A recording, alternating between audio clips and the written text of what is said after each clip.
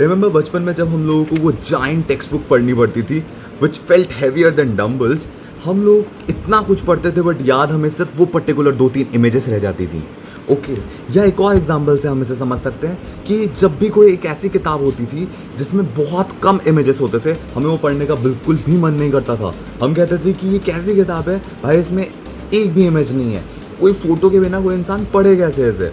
है ना। Okay, but fear not, देश की पढ़ाकू जनता के लिए there is a secret weapon hidden in these very books, the नकली ड्राइंग, और जिसे हम कहते हैं diagrams. These colourful pictures are like flash cards जो आपके दिमाग में परमानेंटली स्टिक हो जाने वाली है। Okay, these are like colourful darts जो आपके न्यूरॉन्स की प्लास्टिसिटी बढ़ाता है।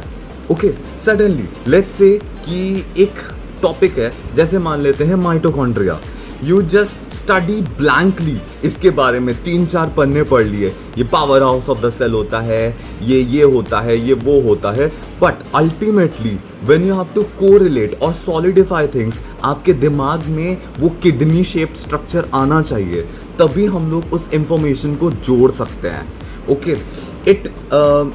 देखो बोरिंग चीज़ें किसी को भी नहीं पसंद, ठीक है, एंड दिमाग इज लाइक अ कंप्यूटर, ठीक है, उसको भी बोरिंग टेक्स्ट फाइल्स नहीं पढ़नी, it needs funky pictures to remember things. Okay, and diagrams are like creating a mental mela where you can learn सब कुछ एक जगह पे एंड आप उसको परमानेंटली स्टिक करा सकते हो।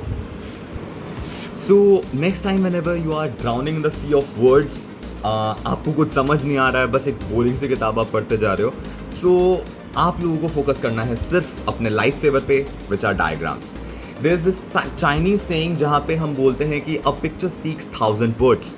बट वहीं एक लंबा चौड़ा text is not only boring and monotonous, but वो आपको सिर्फ एक पावर नैप दिला सकता है, आपके कॉन्सेप्ट्स क्लियर नहीं कर सकता। एक और एग्जांपल देता हूँ, लेट्स से आप किसी इंसान को एक बार मिले एंड आपने उसका नाम याद रखने की कोशिश करी, आप उसी सेम इंसान से 10 साल बाद मिलोगे तो there is a high probability कि आपको लगे कि मैंने इस बंदे को कहीं ना कहीं देखा है, बट आप उसका नाम याद करने की कोशिश करोगे तो आपको आपकी नानी याद आ जाएगी। So forget text books that put you to sleep, diagrams are the laughter yoga in middle of your lecture. Okay, so next time whenever you see a flow chart, आप उसकी पूजा करो, उसकी आरती करो, क्योंकि वही है जो आपके कॉन्सेप्ट्स को परमानेंटली आपके ब्रेन के अंदर स्टिक कराएगा, बिकॉज ब्रेन को सिर्फ फैंसी इमेजेस पसंद है, कुछ अलग पसंद है, तो आप अपने ब्रेन को वही फीड करो, फालतू में बोरिंग टेक्स्ट फीड करने की कोई ज़रूरत नहीं है।